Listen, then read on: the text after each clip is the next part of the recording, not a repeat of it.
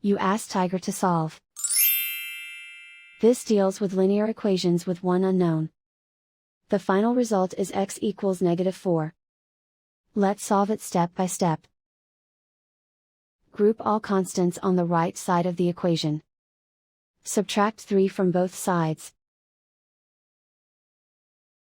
Group like terms.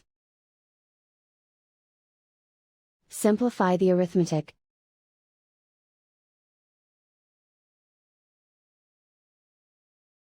Isolate the x. Multiply both sides by -1.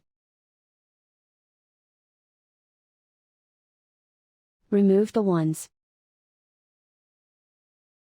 Simplify the arithmetic. And so the final result is x equals -4.